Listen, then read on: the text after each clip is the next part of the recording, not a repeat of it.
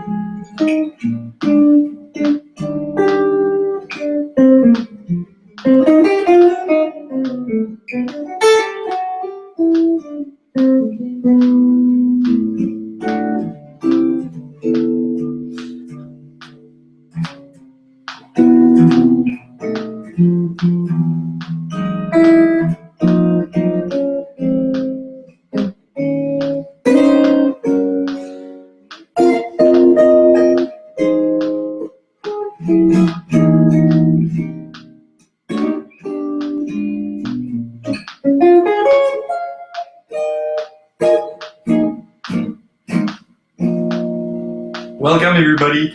So I see the people are slowly starting to drift in, to leak in the webinar. So this is a webinar for Tune of the Month, July 2015, which is All the Things You Are, the first one of the series. So in fact, this webinar has been designed to help us sort of get a deeper understanding of what's happening, because the course, of course, is divided in this way. It's a stuff, and then that's it, right? So play this chord melody, play this counting study, play this solo, play it with the backing track, but there's no explanation as to what the chord substitutions are and what I'm actually doing in solo. And there's a reason for that. I'd rather have you try and learn to play it rather than try to understand all the theory first, right? So welcome, thank you for being here. Of course, this webinar will be, you can ask your questions. Please do feel free to do that now if you have any questions. I wonder if I can see the chat. I'm not very used to that interface, but basically you can ask me things here. So ask your questions here, and perhaps we can even have you on the call, use your webcam or your phone, and just ask a question to the general public. The beauty of this is the webinar will be recorded, so you can take notes, but whenever you access your All the Things You Are course again on the platform, you'll see this webinar, you'll have access to the full hour. So questions that I received by email are already written out here, and questions that will go, that we'll get along the way will also be here. All right, so sip of water before we get started. If you just walked in, welcome, and thank you for joining in. So what is Tune of the Month? Well, Tune of the Month is a whole process that I was thinking of, which is why don't we take a beginner to intermediate jazz guitarist and bring him or her to know no tunes to a handful of tunes in a very short amount of time. And it's usually one of the things I address in private lessons, because people go, I want to play jazz, and I say, what tunes do you know, right? What do you know standards? What do you improvise on? So as soon as you have tools to improvise over, such as knowing all the things you are, knowing South by Starlight and the blueses, B-flat blues, F blues, bird blues, this kind of stuff, then you can start to really play. So Tune of the Month addresses this problem by having you go right ahead and playing the chord melody, the comping steadies, and whatever, the solo, whatever I wrote down. So let's see what we're going to get out of this webinar. First, we're going to have you, the viewers. I see there's still people coming in slowly now. You can ask questions. So if you look at your chord melody for the Tune of the Month 2015, July 2015, it's all the things you are. You look at your chord melody and you go, hey, Mark, what's happening in bar 9, please? Could you go on this? I get this, but I don't get the rest of it. It's going to be a pleasure to go ahead and explain this here. Secondly, you'll get other clarifications that I kind of took note of. I had thousands of emails come in from people subscribing to the Tune of the Month. So I will answer the most common questions, and the tricky stuff within the chord melody arrangements, I'm going to, and the comping steady and the solo, I'm going to address it. And three, the goal of this is to have you, if you subscribe to the Tune of the Month, play your own version of that. So the chord melody I wrote down is cool, is good. I still like it personally, but I think you can do better. And you can do better by sounding like yourself and not sounding like me, right? So that's the whole thing, right? And so let's get started. Let's see if anybody is up to asking a question first. Maybe somebody on board that'd be happy to ask a question first in the chat box or in the comment below. I'm slowly looking to kind of know what I'm doing here.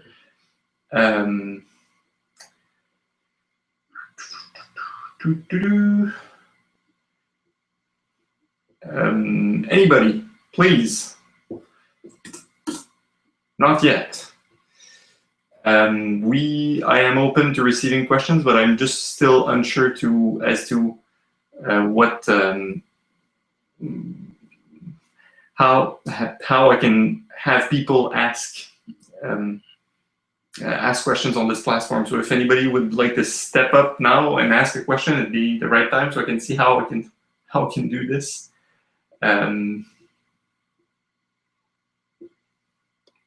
Okay, so far so good. So thanks for being here.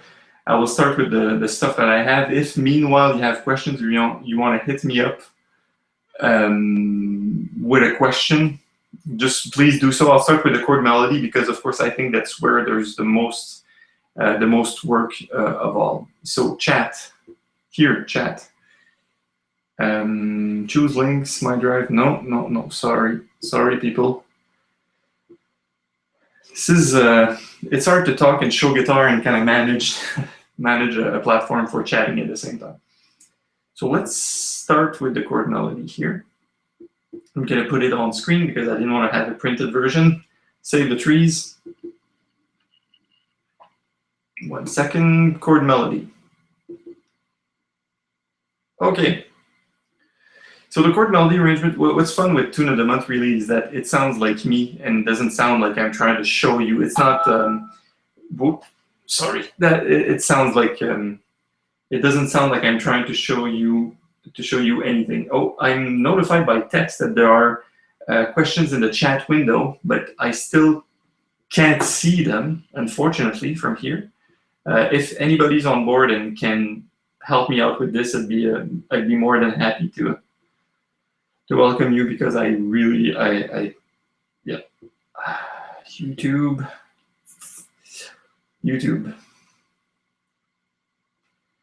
Oh, this is embarrassing. This is so embarrassing.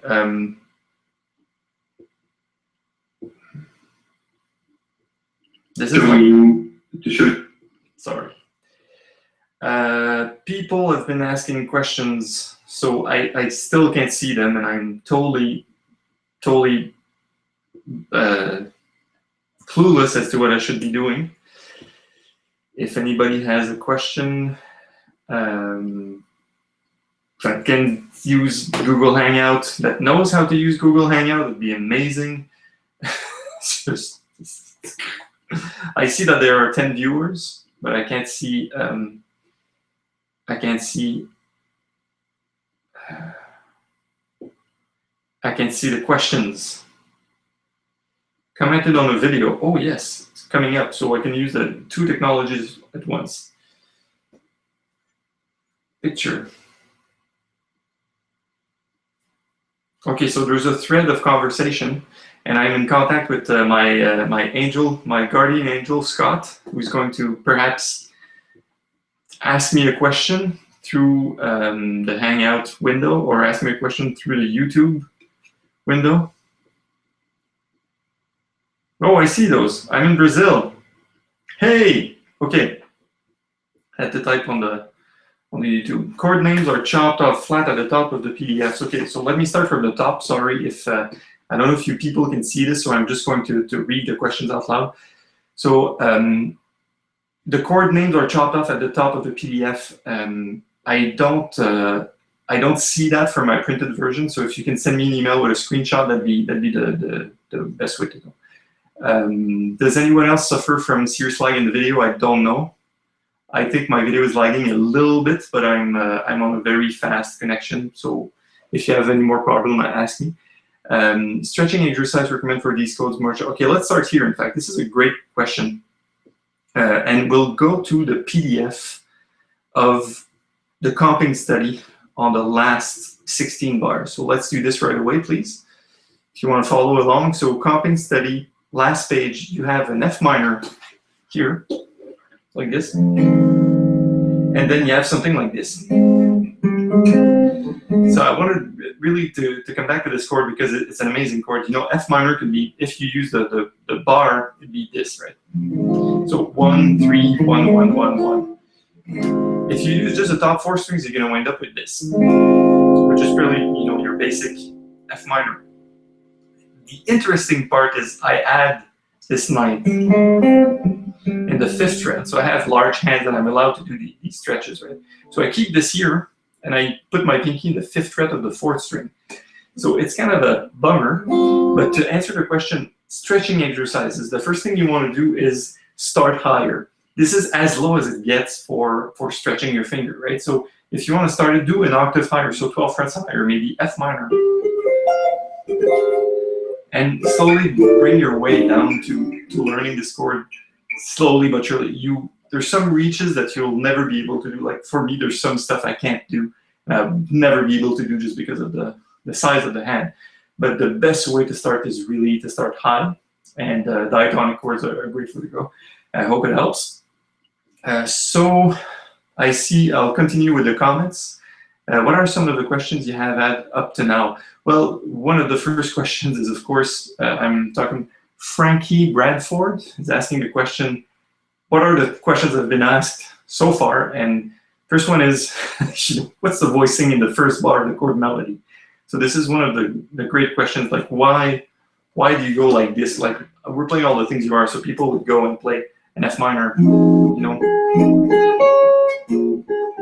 and use stock shapes. And this is one of the questions I've had, for instance, so I'll dwell into those later, but you know, how to get out of thinking in chord shapes and how to, sometimes there's discourse like, how did you come up with that? So it's one of the most common questions I had. So thanks for asking the questions, people.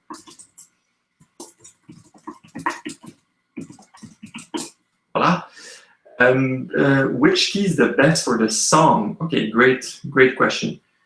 All the things you are on the recordings that I have, like Pat Metheny and so on, they're all played in A flat major. So F minor is the key. So the first chord is F minor, and the tune finishes with an A flat major.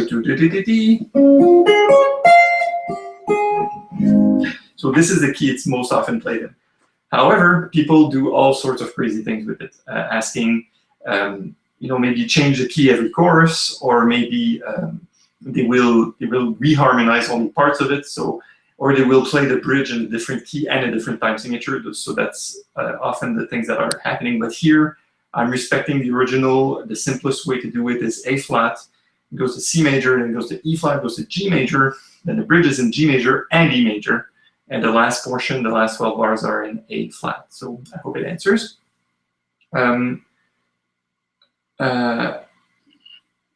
Okay.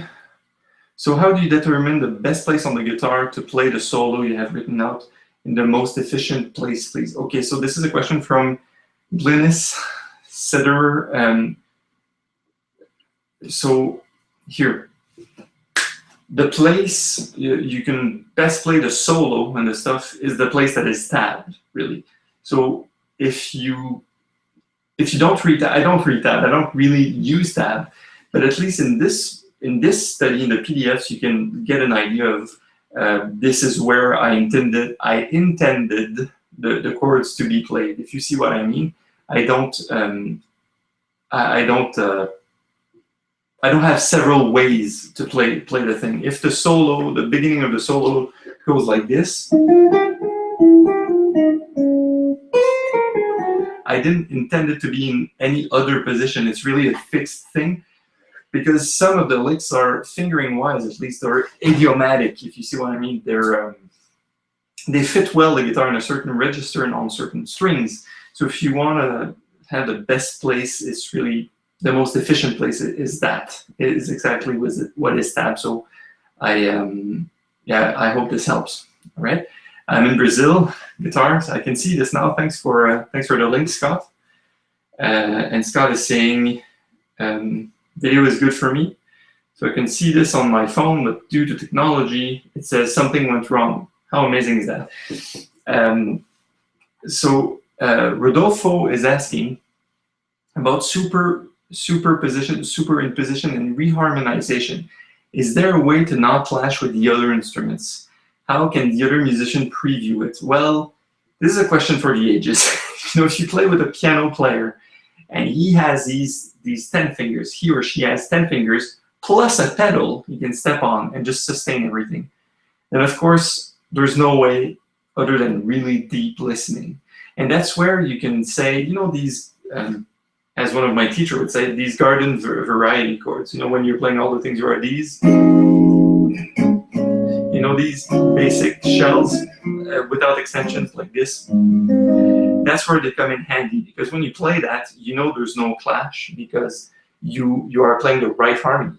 But when you go and you experiment and you slowly go out and try these voicings that are more colorful, you have to be careful that two musicians cannot do it at the same time, right? You cannot be doing superimposition and someone else doing superimposition at the same time, or else how can we know it's reharmonized if we don't know what the real thing is, if you know what I mean? It's like if you want to change something, first you have to know what is the basic, what is the real chord, and then what is superimposed. So a good example of this is Pat Metheny and Brad Meldau. I mean, they play together, and to my surprise, they play duo, and Pat Metheny, guitarist, is playing a large amount of chords, and you'd be surprised that you think, oh my god, the piano is going to be like all off and all clashing, but it's not. And one of the reasons that they listen to each other quite a lot, so they know exactly where they are. Pat is not going to start a like reharm or superimposition if the piano player is already doing some first. And the other thing is they play rhythmically together, or they intertwine their rhythms. So listening is a great way to do this. So unless you guys have questions, and I hope you do, because this is going to be a long hour, but I have the questions that I received by email so far that I can go and look for. So if we're all on this, I'll just do this, and feel free to stop me at any point and ask precise questions about your arrangement. So chord melody, 1, 2, 3, go. Ready? First bar. Just gonna put the questions here. Okay. What is happening in the first bar is extremely simple, in fact, and it's a way for me to harmonize the melody with a good crunch. So a good crunch is when you have the 2 of the minor scale and the flat 3 of the minor scale come together. If you look at anywhere you want to play F minor, 1, 2, flat 3, so 1, 2, these 2 notes together. They're too low now, we can't do a double stop with it, so we can do this. So say the G note and the A flat notes, or here, which is much easier. So this is where I decided to have my crunch for the beginning of the chord melody. So here, and this note is just a C note. So it's a fifth of the F minor. 1, 2, 3, 4, 5, 5, 2 or 9, and the melody note. So, and at the bottom, I'm adding this the third again, which is the melody note doubled. It's a great, for me, it's not a voicing I play often because I don't play, I mean, I don't even think I've played that voicing ever, but it just, I stumble upon that idea of how can I play something that makes this crunch happen and still be interesting. So since I needed 2 fingers there, I started to examine, well, what is available, and that is consonant to the chord tones. So we have the third of F, we have the ninth, and we have the fifth, and we have the third again. So it's 9, 9, 3, 5, and you hear. So since it's separated by rhythm, also we get a nice little crunch. Sorry. So that was the first question that I got, people looking at the chord melody and going, oh my God, what is that? Good. Then the next interesting part of the chord melody is, of course, bar 5. So if we keep playing the chord melody, we get.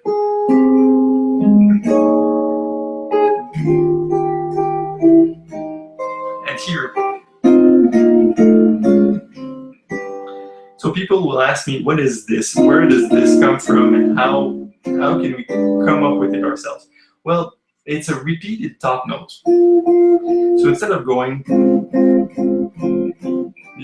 instead of repeating the same chord, here's a chance for us to reharmonize and reassess, make the harmony move because the melody is not moving. You see, if the melody is moving a lot, you don't do that.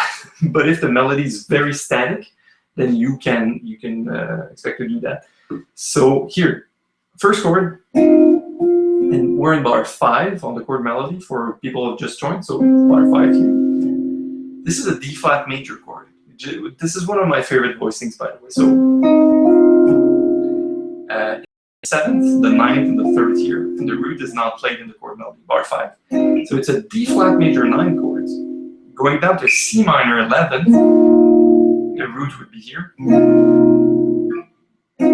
D major 9 to C minor 11, which makes sense, to an F7. This is just a plain, boring F7, like this. But just 3 notes of it.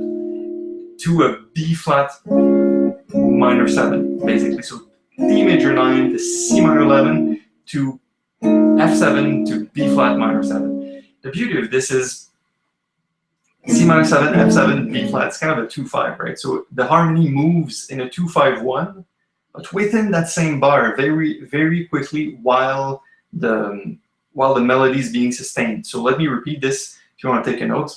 So D flat, bar 5 chord melody to all the things you are. D flat major 9 to C minor 11 to F7 to B flat minor 7. And then the tune continues with D minor, G7, etc. So I'll play it once more. So we hear the next chord is this. So we have a nice moving, and then we have this.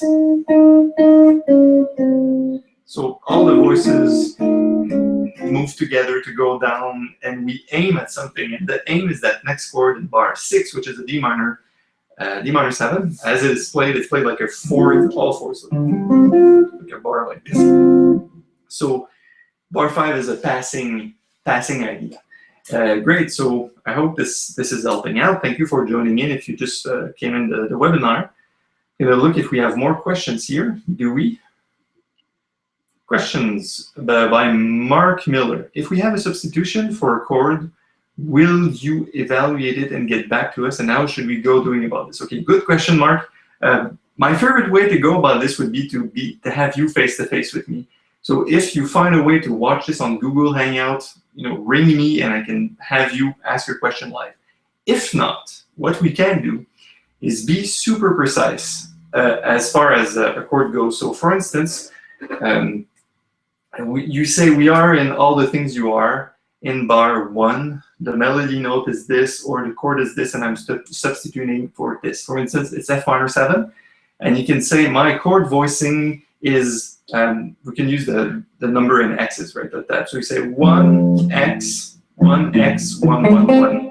That'd be a way to, or 1, 3, 1, 1, 1. Right. So you can write it here, Mark, if you have questions. Else, I wonder how I can invite you people to be on board here. Google Effects. Should I have a hat during this webinar? No, I don't, or a mustache. What do you think, guys? I don't think so. As guests, joins hide their audio video from my broadcast. Yes, broadcast as a large, see my audience, blah, blah, blah. Okay. I really don't know what I'm doing with this platform, but please, if you're using YouTube comments, please just go ahead and comment on YouTube, and I'll try and reply, so I'll type it again. Thanks for asking your questions. Your questions here. Smiley face. All right, so before we have more questions, I'll continue with the chord melody with the common questions that I received so far. Unless we can invite people to join in the webinar directly. Add people, quiet invitation, include message, join webinar here. It's a Google Hangout page, so let me share this.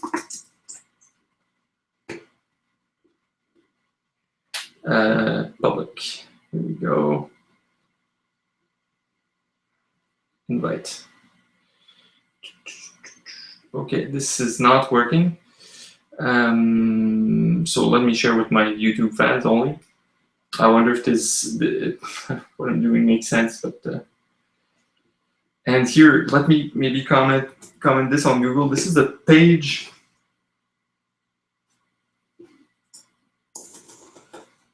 The page where you can join in. I don't know if it's going to work, whatever. Press C, okay. Okay, let's keep going. So we did so far chord melody bar 1, and we did bar 5 to look at, what's really happening. Another aspect, another thing that I really like and I had questions about was bar 7, when there's a static C major 7 chord that lasts for 2 bars. So this is a perfect opportunity to go and play a turnaround or play something that has movement. You see, that's the concept throughout the chord melodies, to take something static and kind of add motion to it to make it interesting. So the C major 7 chord, we play 4 different chords on top of it. And we play C. This is an A minor. So we play 1, 6, 2, 5. 1, 6, 2, 5, right? So this helps you kind of create motion while staying on a C plus. In bar 9, you're going to get a C major 7, a C minor 7 anyways, right? So the motion to stick to C is kind of a good idea. So people, I'll try to get Scott on board if he wants to. If he wants to come in and ask a question. Scott Miller at Miller Restoration, Pennsylvania, great guy. He's probably laughing. Will this be available to review again later? Yes, absolutely. So this webinar is shot. It's going to be permanently available on the page forever. So all the things you log in and you'll have access to the webinar, the full thing. Let me continue with the PDF of the chord melody with the most common thing. So bar 11, which is another interesting part I find, is we harmonize a B flat 7 chord with the third on top, with the shell, like this. Which I find fascinating because you see that you don't need a lot of information to make the harmony move and to make the things swing, really. So it's a shell, played once, then it's played, the melody's played again without the shell, and then the shell is used with a moving bass note to get to the next chord, which is, well, exactly what the chord melody is all about. Once again, static note or static chord. We add motion to it even if it's not written out. In fact, if there's one takeaway that we can have this webinar, it's probably this. When it's boring, activate it. When it's really active, then stay put and don't play too many things. Which brings up the next voicing that people look at me and go, this is not jazz, right? Well, it kind of is. So let's look at bar 15 on the G major 7 of the chord melody, okay? So the G major chord has a G note on top. So as a guitarist, you go, hey, you know what, G, the B note, it's my open B string, my second string. And I know this chord because I'm a cowboy. I'm a little Canadian cowboy. What can you do? And since we have a B note, well, you say, well, how about just strumming a G, without the top string?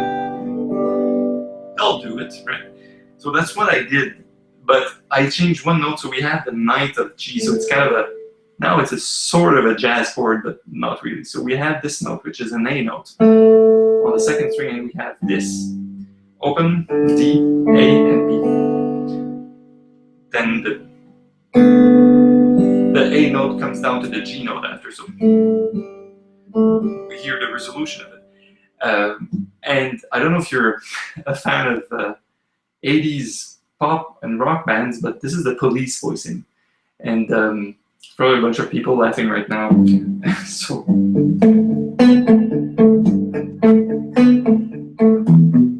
right, you know this one. So every breath you take, right? So this is the Police voicing in bar 15 of the chord melody. So it's a great song, by the way, if you've never heard of it. So that's one of the questions I had also from the general public. And to keep going that same vein, now we're in bar 15, and I want to point out something myself. You see bar 16 has no chord written out, it's still a G major. So once again, we have something that lasts 2 bars. And there's nothing happening. So the melody goes da da dee dee da da, right? And I didn't want to go there and just use a G major chord to harmonize that because there's no motion to it. It's like the G major chord is already set and it's set in stone. We have the Police voicing the previous bar. And as funny as it may sound, the Police voicing. I wonder if we'll have the Army voicing soon or the Canadian voicing, whatever. So the bar 16 is really an E7 chord. And I want to spend a little time. This is not a question. This is me wanting to show you something interesting. It's an E7 because the E7 chord is the dominant. E7 or even the Hendrix chord, right? This one. It's an E7 because we're going to A minor. So I activated this bar with an E7 that is not existing, and it's perfect to harmonize the melody. It just happens to be. So this is an E7 Hendrix chord. I like calling it Hendrix because it's E7 sharp 9, right? And here also I'll come back to this one. Oh yeah, Scott Miller is asking a question now. What's the next tune of the month? Well, every tune of the month is written on the schedule and the tune of the month page, so you'll get the new one refreshed. First Monday of August, and it's summertime, of course, because it's warm here. It's summertime, so I wrote something on summertime. It's almost finished. I was working late last night to finish the chord melody, and it's going to be the bomb. It's going to be harder than all the things you are. Not really. It's going to be a little bit easier, I think. But there's nice concept, like not walking bass, but like bass notes, and it's really really fun. So to come back to that bar 16. For those of you who played the tune Purple Haze, then it goes to G, A, this voicing. It's an E voicing. It's open E here, so 7, 8, 7, 9. Everybody knows that chord because it's a classic chord, right? So the voicing that is happening in bar 16 of the chord melody is in fact the same note, except that added C. So it's just another way to finger the same idea. It's a really nice E7 chord. So this is something I really wanted to point out, so you can take away. Think of it like an E7 Hendrix with a G on top, but your G is here. So just get more color because you get a flat 13 here. Good. So that's something it's one of the jazz guitar secrets I only share with people who want to hear it, right? So it's a really interesting voicing, and it's the same thing happening 4 bars later. If you look at bar 20, when it's G major 7 one bar, then the next bar there's nothing. It's an E7 Hendrix, and now I actually use the Hendrix voicing too. So this is an interesting part, I find. The other part that I had a question about was this bridge. You know, the bridge of all the things you are. It's kind of funny because it goes to G major, then it goes to E major. If you look at the 2/5, it's F sharp minor 7 to B flat, or sharp minor 7 flat 5 to B7 to E major. And for us, E major is like, hey, yay, free money, right? Because we have an open string that we can always use that and be fancy with it. But I decided to do this in bars 23 and 24, and it looks odd when you play. It's like, wow, it doesn't really fit. But this is me kind of taking liberties with it.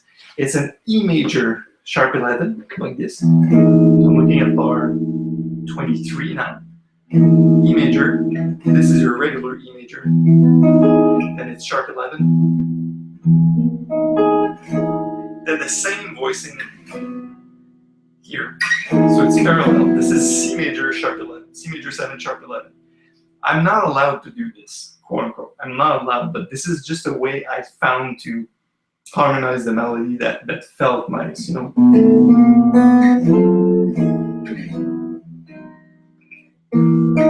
Before we get back to business, we get back to la la la la la la la, right? We kind of get in that motion of a little modern voicing. And the chord that's happening on beat 4 of bar 23 is that 4-1-4. If you look at the tabs, is this. This is one of my favorite major voicings in general. It's just so beautiful, especially because we can play the open E string if we want or not. So it has nice. It's 2/6, right? So a 6th here and a 6th here. So that's it for that. Let's continue with the chord melody. So there's only about 12 bars left that I didn't cover. So what is interesting, I think, did I get questions? Okay, no, look at bar 29. So I just want to point out that this is a repeat from earlier. We had the repeated note, this voicing, the first one, with the bass, with the D flat bass. So this is really a D flat major 9 chord, really happening, really beautiful chord. Very one of my favorite major chords of all time. So just in case you're wondering, because you might be used to these stock garden variety chords, just basic chords, but this is just another way to play the same top notes, which is cool. And lastly, the only other thing that was unclear, the rest of the chord melody is, melodies on top. You get voicings, and that's the end of that. But in bar 31, there's a counterpoint. So remember, this is C minor. So this is the same as. I wonder what's happening with these tunes, this rock and pop tunes today. But anyways, it's a good way to relate to it is to see that the melody note's not moving, but the bass is doing this.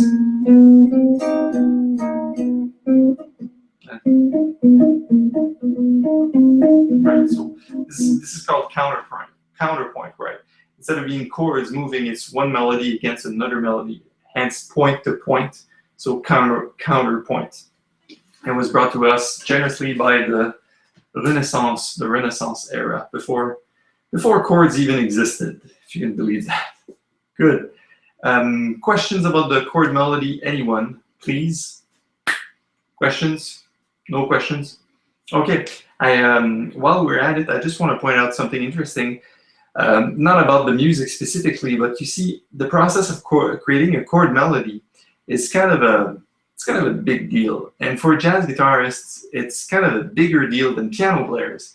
Because as a piano player, you can just kind of play the melody with your right hand, play the melody here, and then play a chord under. For us, we have to do this on the same guitar. So we have to separate melody and chord, and it's kind of challenging because you'll wind up looking at a tune that you want to do a chord melody for, to chord melodize it.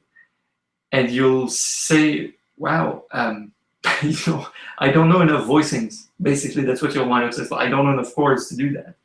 And the task, the puzzle of it, if you want to simplify it to being a Lego puzzle of having blocks together and building something, the puzzle is really to find a chord that has the right top note, right? So for all the things you can take this, the tune of the month stuff, and kind of put it to the side, make it your own, and start finding what chords you're going to use with the top notes. The problem is, if you don't know enough chords, you're going to search a long time, and you're going to wind up frustrated and not finding the top note. But rest assured, there's a new thing coming up on the jazzguitarlessons.net website and store. It's a book. It's an ebook referenced by Don Becker. It's not out yet, but it's going to be out soon. So it's a handy reference. It really is just a reference. And think about this. The reference is just top note. What happens if you have a C major chord and the third is the function of the top note? Page 12. Here, you get it. So it's going to be out soon. And I find, I've been studying recently, it's really well done. And I find personally that it's helping me creating chord melodies, because sometimes I run out of ideas. I always play the same top note chords and stuff. So Don has created this little platform. And it's not every chord in the book. You know, it's not, you know, these books with 5,000 chords, 5,000 guitar chords. It's not that. It's just, you get 5 or 6 choices and they're all good and they're all worth it. They all sound good. So that's called, I think it's going to be called Top Note. That's the name of the book. So I have more questions here. There's Adam Marshall. Thank you for joining me and asking a question. Can this next song be arranged with a beginner version and show the progress to an advanced version? Perhaps. It's something I've been thinking about even before Tune of the Month existed. The problem with that is if I start filtering myself, if I'm starting to add a screen and say this is not enough, this is too hard, and I censor myself, and it's not going to sound like me anymore. So I see there's a little discussion with Scott Miller here. Would it make sense to survey the group regarding the complexity, easy, difficult, just right? I'm more on the beginner end of the curve. So this is a great idea, yes, and and Marc Miller's commenting also. There's an easier version on the website. I actually like it better. Thanks, Marc. It's Tune of the Month is really for me a way to shift gears and kind of show you this is how I would play it on a gig. You know, actually, and I wrote it down on paper. However, Adam and Scott and Marc, here's my suggestion, and that has been working out for some people using Tune of the Month. You can filter out the stuff that either you don't like or that is a bit too difficult. So say you look at the chord melody, you can do this right now, and you say you don't like the first 3 bars, but you like the next 3 or 4. You can take the stuff out and play your own chord melody. So for instance, you just go like this. Okay, this is mine. Then I like the rest.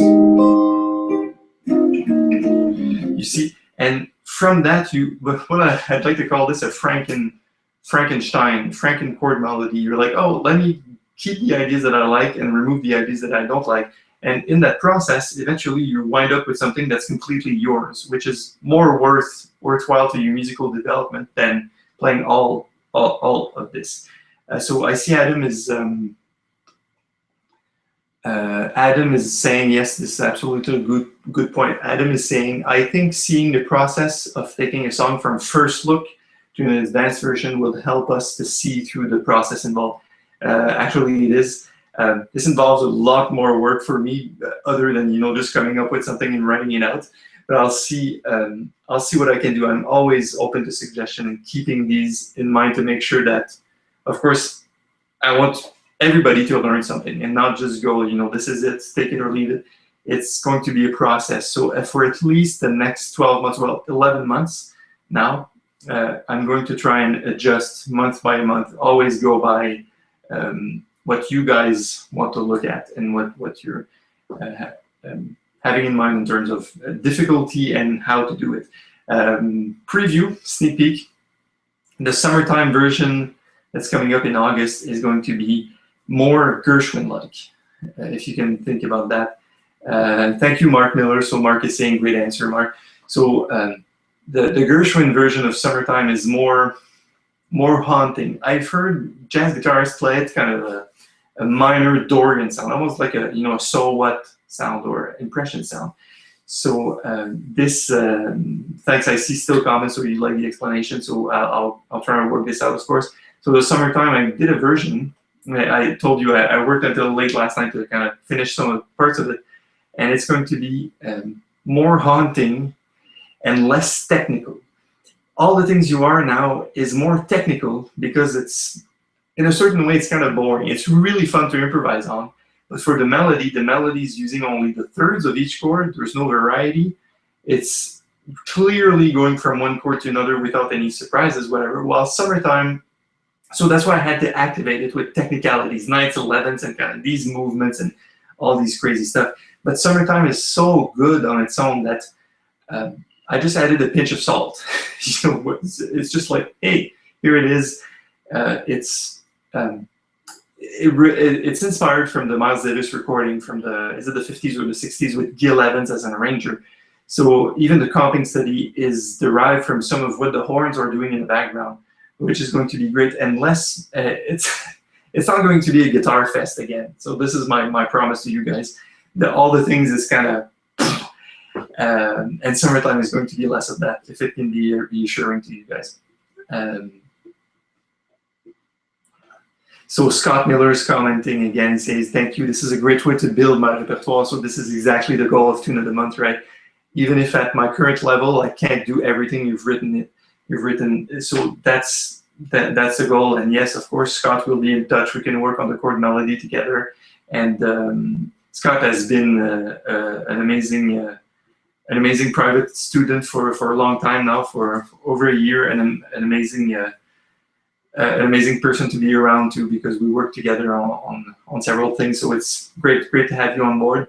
And eventually we'll have, I'm sure we'll talk about this in 5 years, and everybody's going, oh, you remember the 3rd month of Tune of the Month? That was awesome, what you did with whatever, Autumn Leaves, hopefully.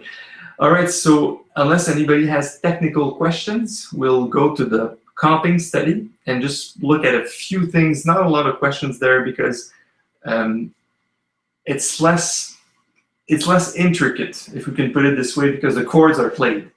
The chords are just the chords. And unfortunately, the first step is often to convince yourself that it's the right chord. So if you can sit down and examine the notes and say, oh, yes, this is B flat minor, but I've never thought of playing it this way. So that's why there's not a lot of questions.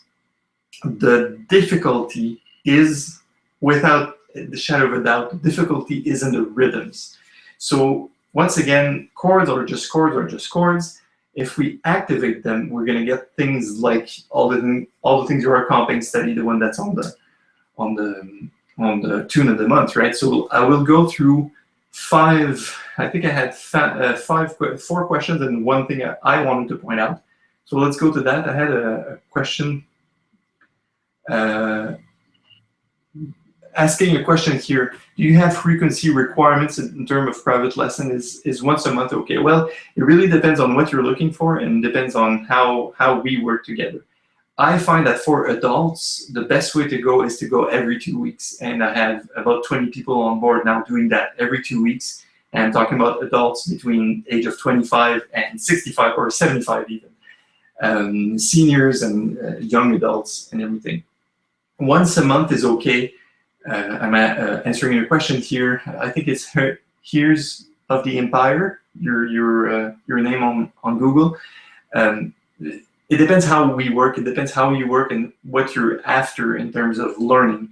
I'm going to be super upfront with you. I've been teaching online for a while now, over 5 years, and the #1 indicator of progress and improvement, getting better, is accountability.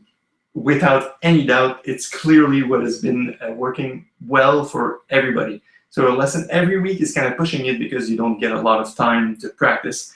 But every 2 weeks is kind of sweet spot. I've seen people improve within 6 months, go like this, to not playing jazz to playing a lot of jazz. So I see you're commenting, Derek. I don't know if you're trying to tag somebody, but anyways, you can always write me an email. We can discuss this at length or have a Skype hangout and just talk about the process. So comping study on all the things you are. First thing I want to point out that has been asked is, what is the first voicing? It's one of my favorite voicings for minor. So you have your F minor 7 like this. And what you do is you take it with your second finger on the bass and you skip the bar and you go like this and you go like this on the top string. So it's an F minor 7 with an 11 here. And you'll see this at 2 or 3 places in the comping set. It shows you how much I like the voicing, right? And I have a comment here. Derek, it's your name. Okay, so sorry, Derek. So Derek asked a question about the private lessons. Feel free to write me an email, admin@jazzguitarlessons.net, and I'll try to answer it in a timely fashion. I'm ready to. I have different. Sorry for the people watching the webinar for the chord melody and the comping. Just want to answer Derek real quick. I have different agreements with different people. Just because we don't all work in the same fashion. People want to play fingerstyle, people want to play in a big band. So just write me an email, Derek, and we'll figure things out. Thanks. So bar 1 of the comping study is really that F minor voicing, which is awesome. The voicing is coming back in bar 6 as a D minor.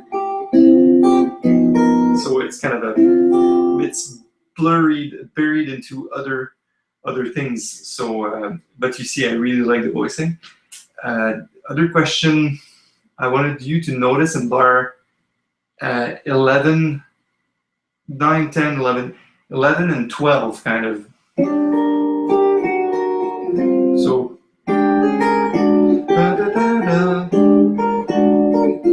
the explanation of this is a B flat 13 dominant chord, right? But it's activated by a melody. So the takeaway is really how melodic is the comping study. It's all based on the top note melody. It's not based on chord shapes. I really wanted to hear da da da da da da da, or whatever's happening is it's based on the top note that I'm kind of following. It's not the melody to all the things you are. It's a melody I came up with that I just followed. So same thing should be happening when you're comping for somebody else. You shouldn't be comping just by shape, but you should be following a melody because a melody is much stronger. You want a proof of that? If you sing in the shower, do you sing chords? You don't sing chords, right? You sing melodies. You sing things that you hear. So that's why comping should be happening on a melodic level also. So bar 1 and bar 6, same idea. Bar 11, notice the melody. Point out, another case in point, bar 21, that F sharp minor 7 to B7. So this is a total substitution. This is just me being a smartass, basically. So F sharp minor 11 with the second string open here is the chord. So it's F minor 7 with an 11. And the next chord is F major 7 with a sharp 11. And this is a substitution for B7. Of course, it's a tritone away. So it's a tritone sub using a major 7 chord. So let's put it this way. People have sent me emails and questions. It's just a substitution that's kind of modern. And pretty much at the same point as the chord melody, this is where I decided to activate the thing, because I found it was kind of boring. And before we get back onto a regular progression, going back into what all the things you are is, this is the moment you breathe and you bring that modern freshness into it, because there's not a lot of opportunities elsewhere to do that in the song. Good. Stretch and bar. Oh yeah, I think we already addressed that a little bit. Bar 25, there's the stretch. Bar 25, comping steady here.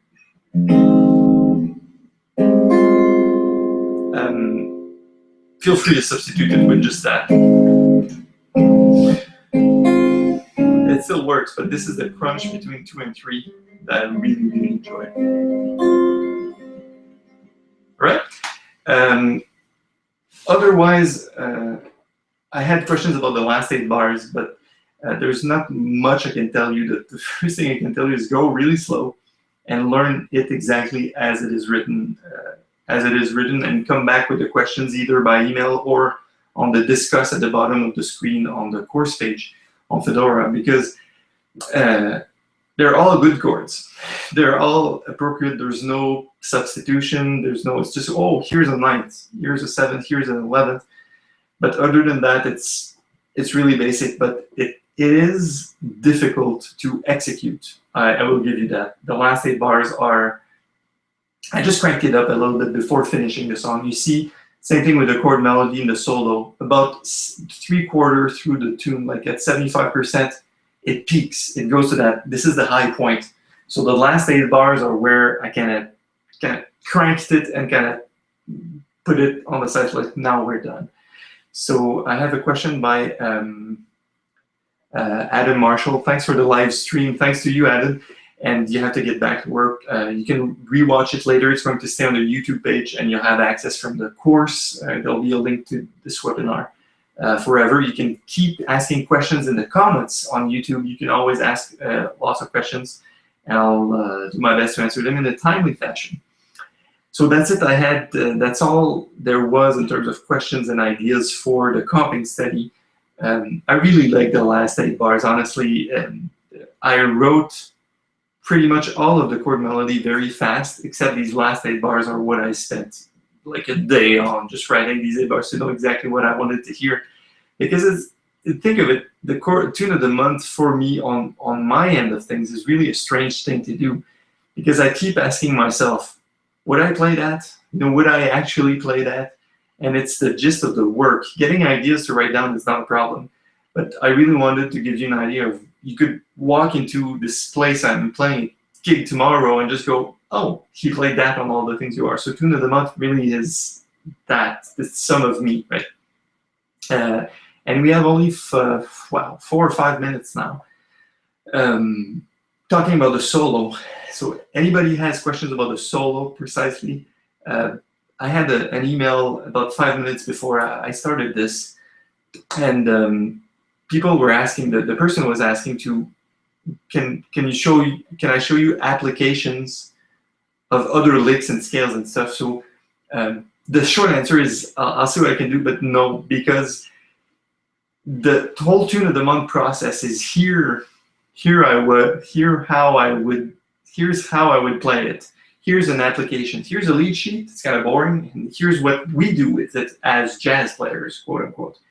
So the scales are always respected. I didn't play Eric Dolphy out. I didn't play, Ornette Coleman out. I didn't play out on purpose. I try to stick to what I really hear. So I can sing this. I really hear it in my head. So it's kind of a strange process to think of it, because this is one way to do it, basically, is what I'm saying. And if you use the same scales and same ideas and stuff, you could come up with a completely different perspective on the same song, which is probably why jazz is such a rich language and tradition, right? I have a question here. Play Jimi Hendrix by Larry. No, can't play Jimi Hendrix because I'm not him, right? But there's a Jimi Hendrix voicing in the comping study in the chord melody that I addressed about half an hour ago. So if you want to rewatch a webinar, we can talk about this. So anything I'd like to point out in the while we're at it, and while we have only about a few minutes left in the solo, in the written solo, the peak is happening on the third page. So it's happening at the point where I go out of range here. If you're playing classical guitar, can't do it really. So here.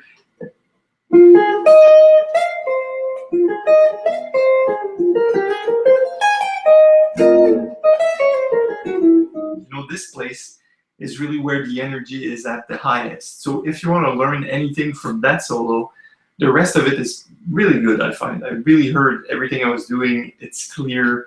But this pass is clearly diatonic, meaning it stays in the key of A flat. All the ideas are clearly defined. It's all an A flat chord on an E flat chord. There's no altered scales, there's no flat nine, there's no nothing. But the energy is going to that point, and then it's going back down at the end. Two scales to point out, maybe, that people were curious about. So let's look at bar 19 and 20, G major chord. On that G major chord, I'm playing this. So this is F minor, F sharp minor pentatonic. If you play this on the G root, it's going to sound like a G major sharp 11, like a leading chord with that note. Right? So this is an interesting one. I just used a pentatonic there because I really heard it. And here, the last bar, the last line, which is happening in bar 34 on the E flat. So the E flat coming down really is just an E flat altered scale. You can think of it as E melodic minor, or you can think of it as A 7 sharp 11. So it's really E flat altered. I'm just going down the scale. Here, 10, 12. I will watching now. I will never buy anything at True Fire. How dare not PQA? Thanks, Wayne. I remember Wayne and I we had a YouTube discussion. So we have to wrap up the webinar here, but thanks, Wayne. In fact, for those who just walked in or are not aware of this, in October, November, and December 2014, there was a contest I was part of. It was called True Fire's Top Next Guitar Instructor. So TNTGI 2014, hashtag TNTGI. You can look it up on the interwebs. We were five contestants. And there were two Marcs. There was me and Marc Ween. In fact, I met David at Guitar Breakdown and Marc Ween when I was down in California. We have a picture together. How awesome. So we were three of the contestants at Marc's guitar store, or music school, right? And it was a lot of fun. We jammed, and it was really great. But the True Fire thing was a contest, and we published a lesson each week for 5 weeks, and people would vote. And I don't think it's True Fire that did not pick me. In fact, I'm creating a course for them right now. I'm up. I did not win the thing, but I'm still one of the contestants that won because they wanted to have me on board. So being part of the top 5 was an honor, and I still won so much just by creating lessons and getting in touch with people. But please, True Fire is an amazing platform. It has Robin Ford courses on it. It has a lot of rock stuff. It has blues and country and things you can learn with, like, not just like teachers like me, but I mean, Robin Ford's an actual legend. We played with Miles Davis and stuff. So thanks. I see Mark Miller saying I voted for you. Thanks, Mark. There's a lot of people, of course, getting in contact with JazzGuitarLessons.net had voted for me. And the funniest part, and which was the most heartwarming time for me, was finding out I didn't win. Well, I didn't win. Eric in Nashville won, so he's has a lot of YouTube followers, and he's really creating these lessons about strumming and stuff. So he's a great teacher. But after finding out that you're not the top, you kind of it's hard. It's hard to get back to normal life. But like I invested so much time and effort. I was sure I was going to be the number one, but then a few days later, during the week after, I had these flocks of email, and I kept every single one of them. And what you guys said is, you won. In my heart, you won. So it was just so nice to receive all these these nice messages. So thank you if you were there. If you were not there at those times, you can look them back up. TNTGI, True Fire, Next Top Guitar Instructor. They're still online. There's 5 of them. There's one about bebop scales, comping on blues. I can't remember, but there were great lessons with PDF and everything. So they're on the blog on jazzguitarlessons.net, or you can watch them on my YouTube channel also, or on True Fire's YouTube channel, or both. Not sure. Anyways, it's 3 minutes past the hour, so thank you very much for attending. If you're watching this later, thank you for watching. Please make sure you ask more of your questions regarding the comping, the chord melody, and the solo on the tune of the month, which is all the things for this. Even if you're watching this much later in November and December, please keep asking your questions. I can always make this course way better. And I will leave it at that. My name is Marc from jazzguitarlessons.net. Improve your jazz guitar playing with a real teacher. Take care. See you next time.